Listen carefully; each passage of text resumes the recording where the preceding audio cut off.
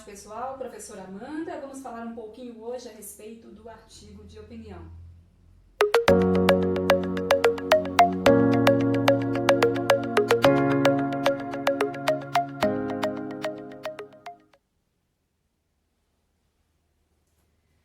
Bem, o artigo de opinião é um texto que tem como finalidade comunicativa influenciar o receptor, convencer esse receptor a assumir o mesmo posicionamento assumido pelo autor frente a um tema. Que temas são esses que costumam ser abordados pelos artigos de opinião? Geralmente são temas atuais, ou seja, temas que estão sendo discutidos na sociedade naquele momento em que ele é publicado, que pertençam àquele contexto da contemporaneidade. Em segundo lugar, eles precisam ser relevantes para a sociedade, ou seja, ser importantes para aquela sociedade naquele momento. E em terceiro lugar, os temas têm que ser polêmicos. O que vem a ser um tema polêmico? É aquele tema que pode ser visto sob diversas óticas, que admite diversos posicionamentos, diversos olhares. Tá? Então, esses são os temas polêmicos. Esses temas que são abordados no artigo de opinião têm que ter essas três características. Quanto à tipologia, o artigo de opinião é o que nós chamamos de expositivo argumentativo. O que significa isso? Ele é expositivo uma vez que apresenta uma situação que gerou aquele problema. E ele é argumentativo, pois visa a defender um ponto de vista a respeito daquele tema. Tá? Trata-se de um texto que pertence à esfera jornalística, o que quer dizer que ele é veiculado por jornais, revistas, tanto impressos quanto virtuais. Tá? No caso dos jornais, publicados numa seção específica de opinião, como no exemplo que nós estamos vendo aqui da Folha de São Paulo, e no caso das revistas, em colunas que se distribuem ao longo da revista, né? Como a gente está vendo aqui no exemplo da revista Veja. O seu autor, né, o articulista, geralmente é um especialista no assunto, uma pessoa que é entendida, não sempre, mas na maioria das vezes um especialista. Esse especialista assina esse texto, sobre ele são apresentados dados biográficos como nome, profissão, experiência, né? E esses dados biográficos conferem credibilidade ao texto, fazem com que o texto tenha credibilidade, confiabilidade, tá? Então, apresentar os dados desse autor é uma forma, uma estratégia, né, argumentativa, como as outras de que eu ainda vou falar para vocês. E por ele ser uma pessoa que se assume como autor do texto, ele vai exprimir a sua própria opinião a respeito do tema. Então não é a opinião da linha editorial do veículo que vai ser expressa, é a opinião própria do próprio autor do texto. Então ele se responsabiliza, tá, pelas ideias que ele difundir naquele texto, é ele que responde por elas. Tá?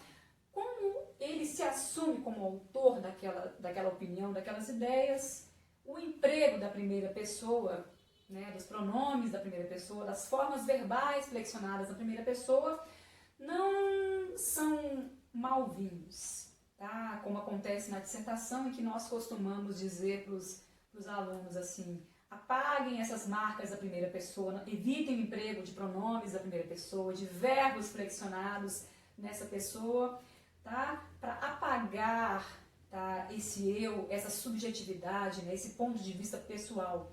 Como no artigo está claro quem é esse autor, ele se assume como autor daquelas ideias, não existe essa obrigatoriedade, né, esse apagamento, tá, da primeira pessoa do singular.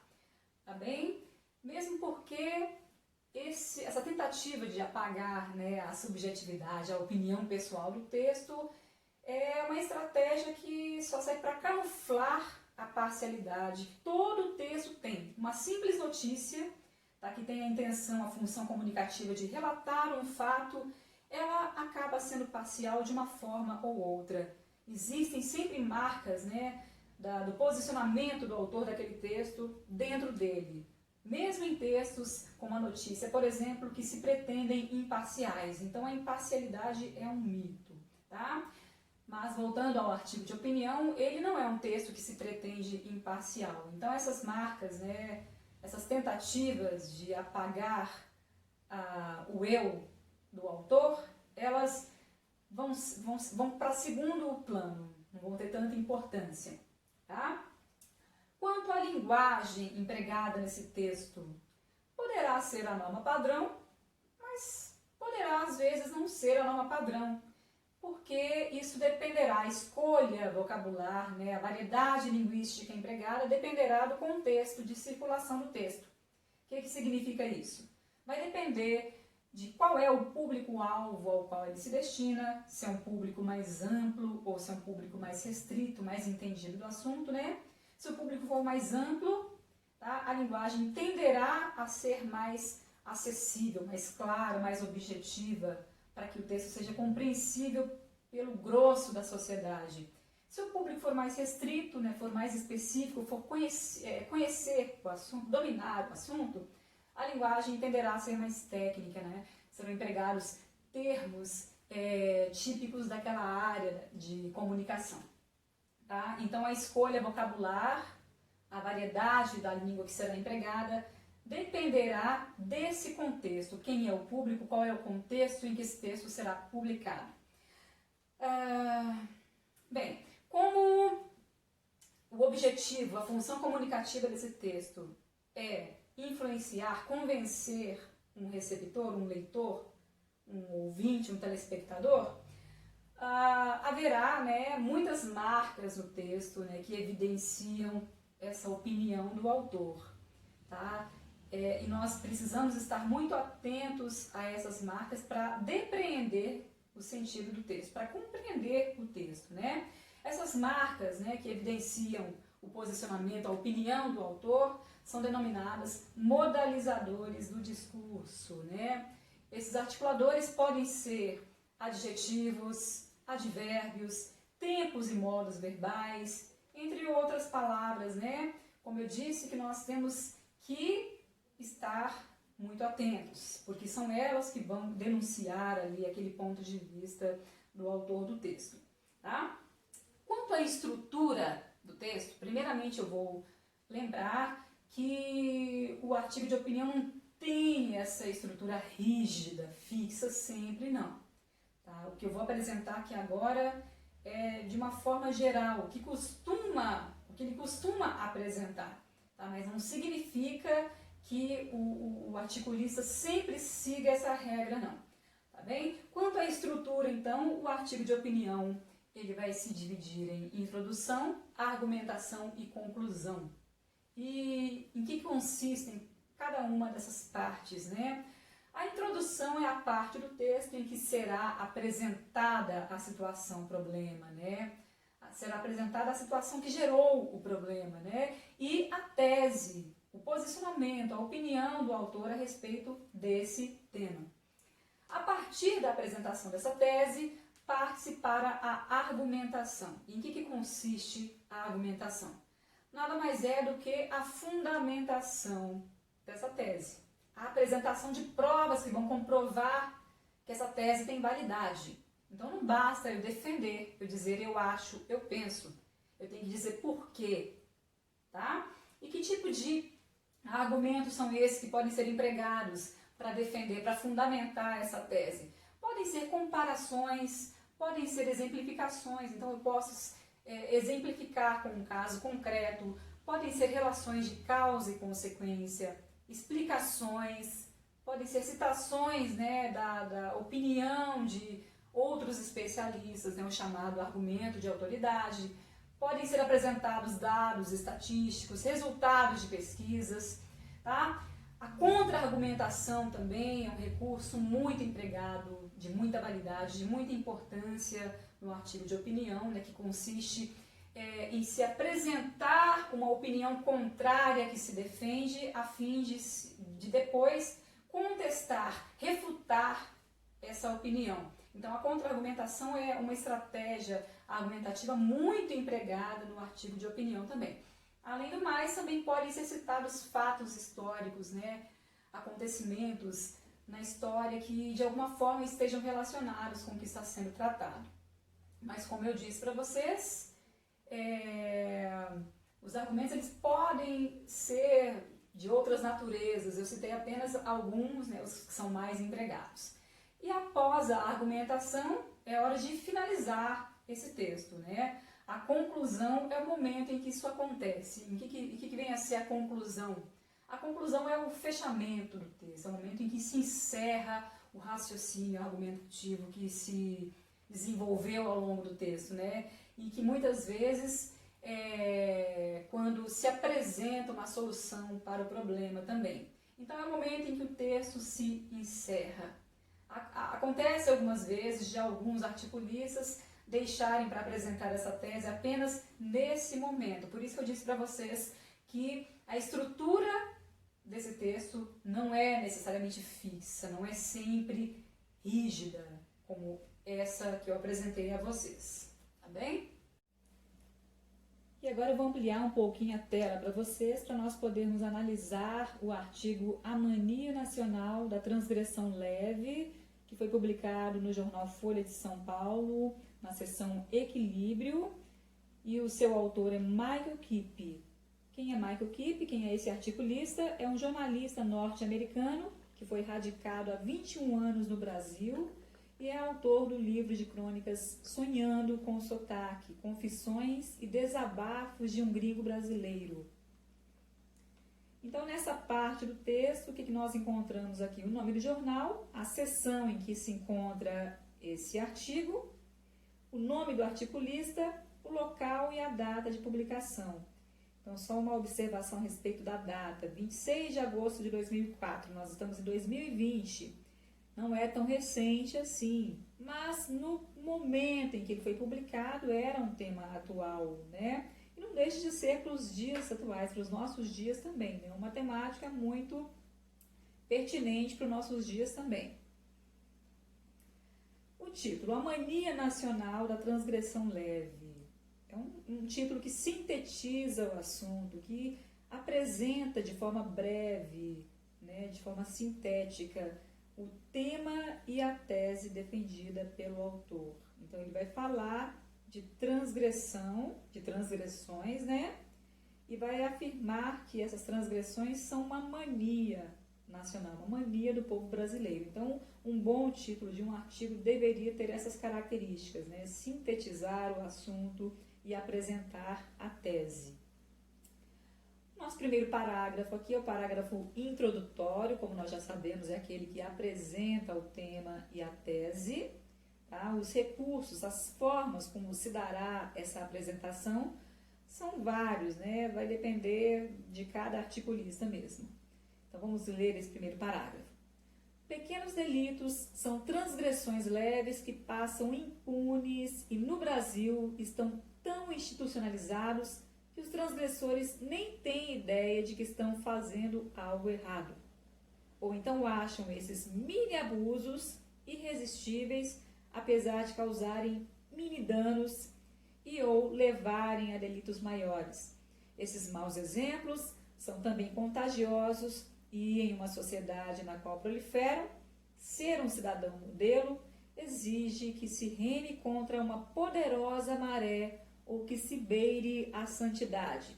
Então, nesse parágrafo, como nós estamos vendo em amarelo, foi apresentado o tema a respeito do qual se irá discorrer, né, os delitos, né, que as transgressões, né, que nós no dia a dia costumamos achar que são pequenos, né, delitos, pequenas transgressões, e a tese do articulista a respeito desse tema, né, para ele, então, essas transgressões, né, não são apenas pequenos delitos, né? Nós não temos ideia do que estamos fazendo, de que estamos realmente transgredindo regras éticas.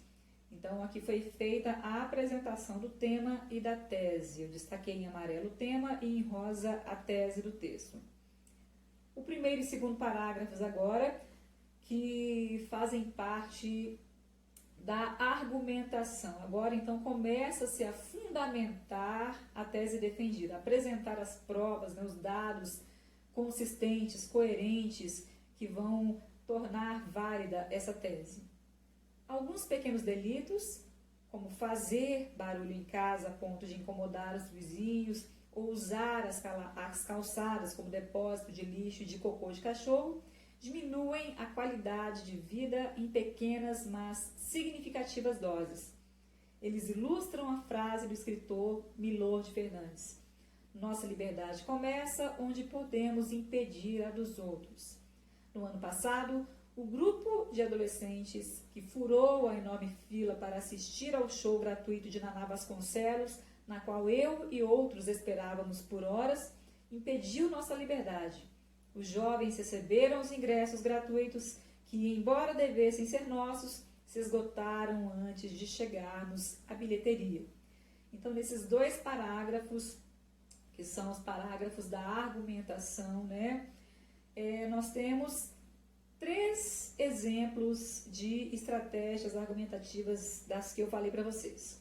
Lá em amarelo, lá em cima, no primeiro parágrafo, nós temos um exemplo de argumento, né, que é um exemplo fictício. Então, ele citou fatos concretos, mas que não são reais, não aconteceram de verdade, mas que são recorrentes no nosso dia a dia. Tá? Lá embaixo, em amarelo também, ele citou um exemplo real pelo qual ele passou, né, uma situação pela qual ele passou. Tá? Então, o exemplo que mostra, né, aquele acontecimento, que ilustra aquele acontecimento, é uma estratégia argumentativa muito empregada nos artigos de opinião. Ali em rosa eu destaquei a citação da fala do escritor Milor Fernandes: nossa liberdade começa onde podemos impedir a dos outros. Então esse também é um recurso, né, que é muito empregado para fundamentar a tese. Continuando na nossa argumentação, a frase de Milor também cai como uma luva para o casal que recentemente pediu a um amigo na minha frente, na fila das bebidas, no intervalo de uma peça, que comprasse comes e bebes para ambos. O fura-fila indireto me irritou não só porque demorou mais para atenderem, mas também porque o segundo ato estava prestes a começar. Qual é a diferença deles para os motoristas que ultrapassam pelo acostamento nas estradas e depois furam a fila, atrasando a minha viagem? E que dizer daqueles motoristas que costuram atrás das ambulâncias? Mais uma vez em amarelo, eu destaquei um exemplo real, né, que é um argumento também, uma estratégia argumentativa, como nós já falamos. E aqui embaixo em rosa, vários exemplos fictícios, né, que nós já falamos também. Outros pequenos delitos causam danos porque representam uma pequena parte da reação em cadeia que corrói o tecido social. Os brasileiros que contribuem para a rede de consumo de drogas não são apenas os que compram, mas até os que as consomem de vez em quando em festas. Uma simples tragada liga você, mesmo que de modo ínfimo, ao traficante e à bala perdida. Mas atos aparentemente tão inócuos e difíceis de condenar nos forçam a pensar no que constitui um pequeno delito. Então, em amarelo, eu destaquei ali um tipo de argumento que é uma relação de causa e consequência. Então, os pequenos delitos são as causas e os danos que são provocados em terceiros seriam as consequências. Ele apresentou o que